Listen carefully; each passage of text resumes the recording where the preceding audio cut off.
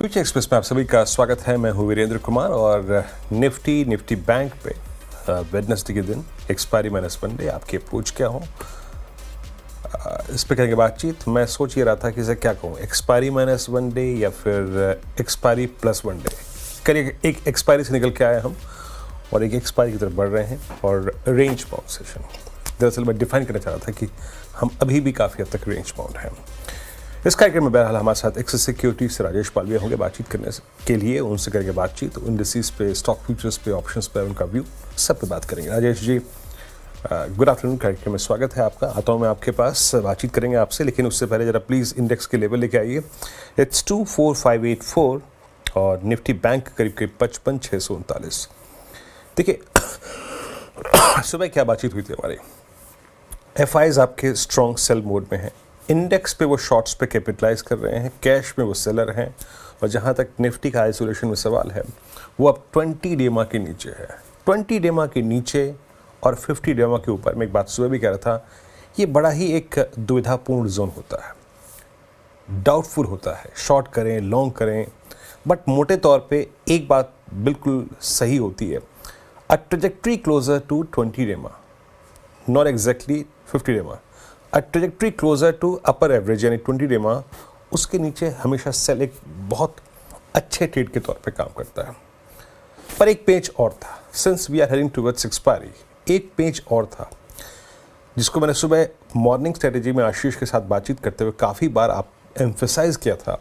वो ये था कि कल के ऑप्शंस के स्टैट्स में एफआईएस की तरफ से 1,15,000 पुट शॉर्ट भी थी, यानी आज के सेशन के लिए, यानी कल के सेशन के लिए, एंड मोस्ट स्पेशली 2:30 तक कल के लिए, ये पूरी 24,500 का क्लस्टर बहुत इंपॉर्टेंट है, क्योंकि यही है पुट कंसंट्रेशन का बहुत बड़ा जोन। क्या अप्रोच थी सुबह? रेजिस्टेंस वन लेके आइए। टिल द टाइम RS1 नहीं बाइसेक्ट हो रहा है, हमको एक सेल ट्रेड लेना है, सेल पे फोकस करना है। 673, 723, ये 50 पॉइंट इंक्लूड करते हैं 20 डेमा को, ये 50 पॉइंट इंक्लूड करते हैं कॉल आइटर्स को। आज हम सुबह 612 तक गए और यकीन मानिए 621 पे आपका 20 डेमा परसिस्ट करता है। क्या खूबसूरत तरीके से कोलैप्स हुआ। बट कोलैप्स होके फिर क्या काम कर गया? बेस। इंट्राडे लो क्या था? 24,530। क्या काम कर गया? बेस 504, 467। क्यों इसको एक बेस की संख्या दी गई थी?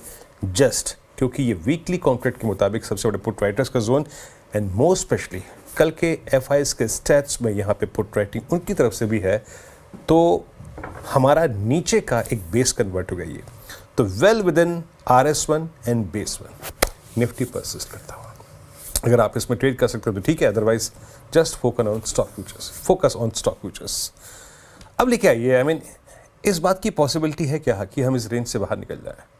इस वक्त के स्टैट्स कहते क्या है, आइए जरा समझने की कोशिश करते हैं। कॉल राइटर्स, पुट राइटर्स कहाँ पे ग्रिप ले रहे हैं।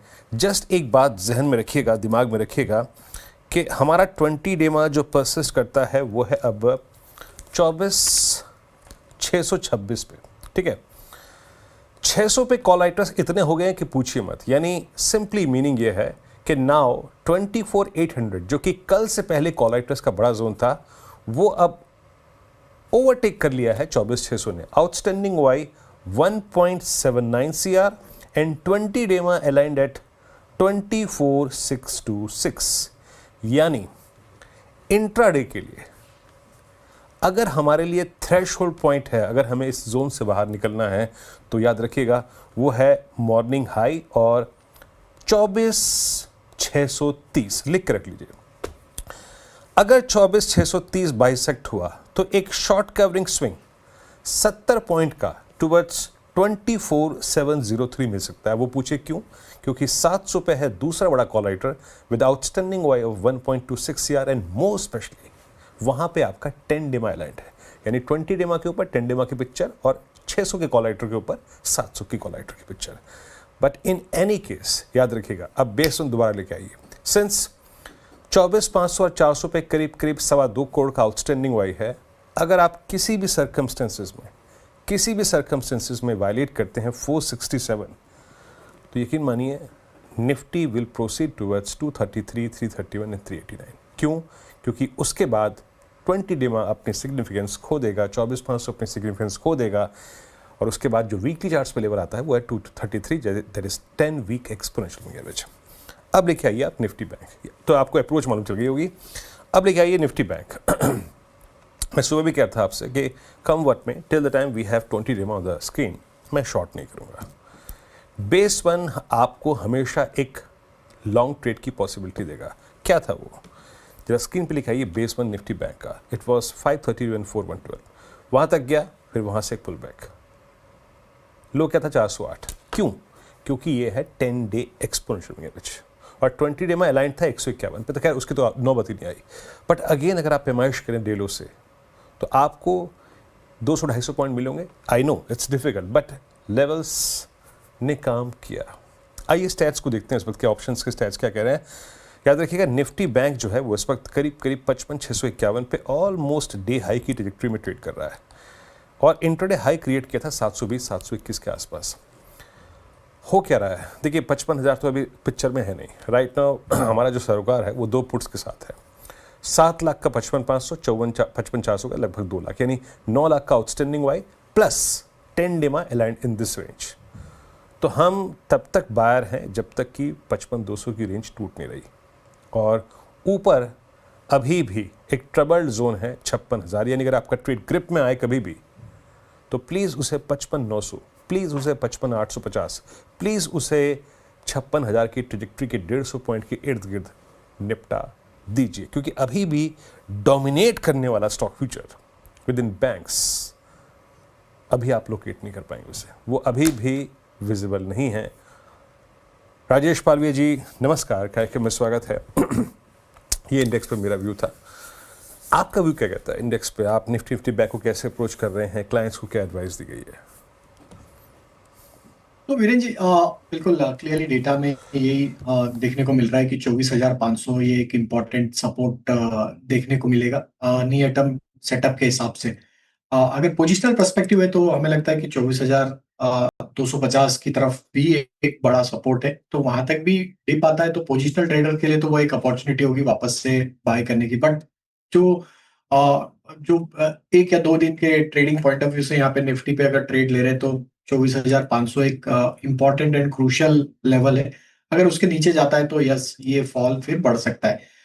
तो अभी यहाँ पे 24,500 के स्टॉप लॉस को ही रखना है। अगर 30-40 पॉइंट का डिप मिलता है तो बाय करें। 24,490 के स्टॉप लॉस है, और अपसाइड में जो मेजर हर्डल बना हुआ है वो है करीब 24,650 से लेके 24,700 की जोन में। तो यहाँ पे अगर आपको मिलता है निफ्टी तो आप बुक भी करें। हमें लगता है कुछ समय के लिए निफ्टी रेंज बाउंड ही रहेगा। 24,700 से लेके 24,450 ये एक रेंज रह सकती है निफ्टी की। कल वीकली एक्सपायरी है, तो हमें लगता है उसके बाद ही ये डेटा में बड़ा चेंज बनेगा, एंड देन उसके बाद निफ्टी फिर एक डायरेक्शन लेते हुए दिख सकती है। तो कल तक के लिए हमें लगता है 24,700 से 24,450 ये रेंज में रहेगा, तो डिप में बाय करेंगे क्योंकि अभी भी ओवरऑल स्ट्रक्चर बुलिश है। तो बाय ऑन डिप्स की रणनीति है, नजदीक रहे 24,500 के वहां पे बाय करें। बैंक निफ्टी में व्यू बुलिश है क्योंकि यहाँ पे हमें लगता है कि जिस तरीके की स्ट्रेंथ बैंक निफ्टी दिखा रहा है और पॉलिसी भी है, तो बहुत कुछ बिल्टअप उसके एक्सपेक्टेशंस में भी है।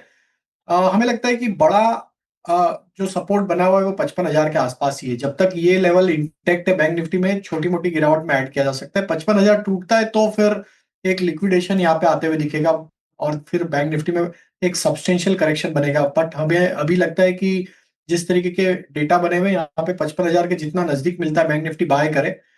But on the higher side 55,800 को क्रॉस करने में बैंक निफ्टी में अभी भी स्ट्रगल होते हुए दिख रहा है, क्योंकि वहां पे 55,800 से लेके 56,000 की रेंज में मेजर कॉल राइटिंग एक्टिविटी देखने को मिली पिछले दिनों में, और अभी भी वो इंटेक्ट है। तो यहाँ पे शॉर्ट कवरिंग का मूव बनेगा 55,800 के ऊपर। जब वो क्रॉस कर लेगा तो फिर 56,200 की तरफ और फिर ऑल टाइम हाई की तरफ भी वापस बैंक निफ्टी बढ़ते हुए दिखेगा। तो buy on dips Bank Nifty में भी करना है। अभी हमें लगता है अगर 55,500 के आसपास मिलता है बैंक निफ्टी तो बाय करेंगे। 55,350 का स्टॉप लॉस रखेंगे। टारगेट अभी भी हम एम करेंगे 55,800 तक के। ओके, तो 55,800 तक के ही टारगेट रखेंगे। और एक बार जरा बैंक निफ्टी के कंट्रीब्यूटर्स दिखाइए, वहाँ पे रुझान क्या है? कोई स्टॉक फ्यूचर जो लीड लेने की कोशिश कर रहा हो, जिसके दम पर हम ये कह सकें कि जनाब हाँ हमको मिलेगा 55,800 या फिर 56,000, यस, इट्स HDFC बैंक जो कि कंट्रीब्यूट कर रहा है। HDFC बैंक ने आज मॉर्निंग लो जो लगाया वो था 20 डेमा। आप एक बात को रीड करिएगा और वो है कि 9 अप्रैल ऑनवर्ड्स HDFC बैंक ने कभी भी 20 डेमा के नीचे क्लोज नहीं दिया। सिर्फ अगर आप कुछ देर के लिए 9 मई के उस इंसिडेंट को हटा दें तो मोर और लेस इसने सेंटिटी को 20 डेमा की बरकरार रखा है। ऑन एनी वीकडे जो सुबह नज़र आ रहा था फॉर निफ्टी बैंक, ये आता है परफॉर्म करता है। ये आता है उस चीज़ की एब्सेंस में जो अमूमन बाजार निफ्टी को बैंक को स्ट्रेंथ दिख रही थी। मतलब किस चीज़ के एब्सेंस में?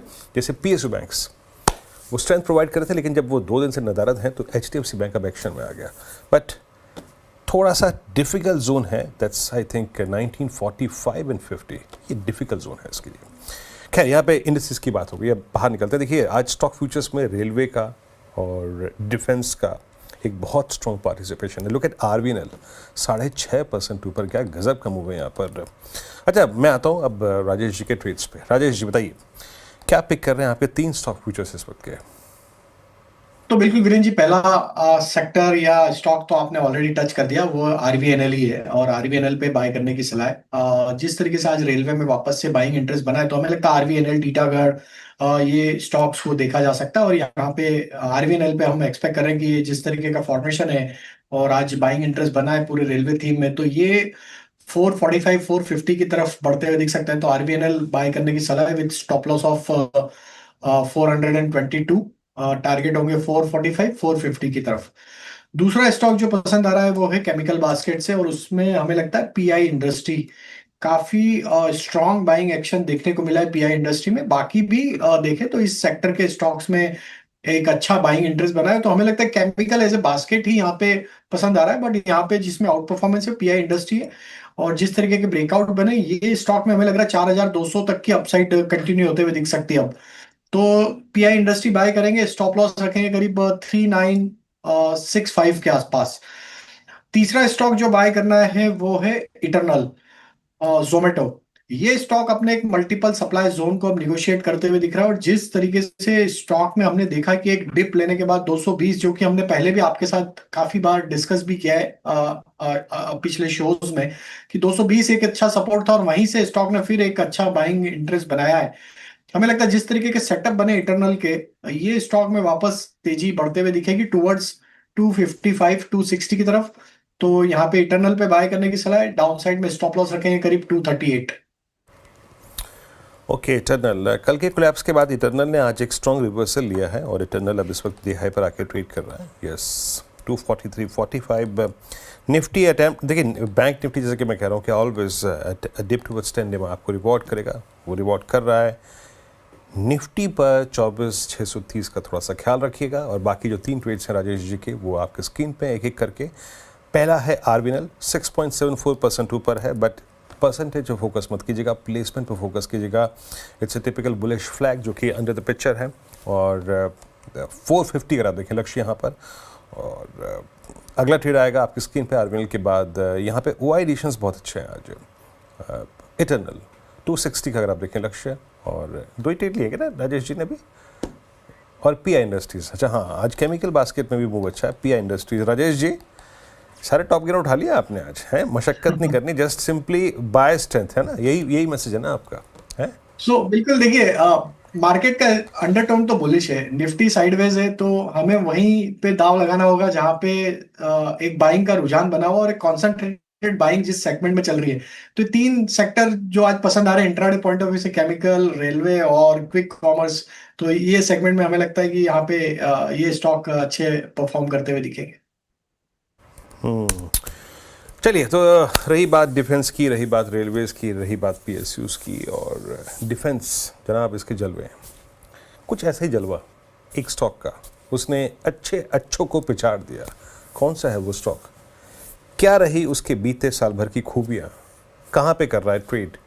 पीछे ट्रिगर्स क्या थे? सब पे करेंगे बातचीत, और हॉर्मोस के साथ छोटे से ब्रेक के बाद हाजिर होते हैं, फिर मुलाकात कराएंगे आपकी उस स्टॉक के साथ।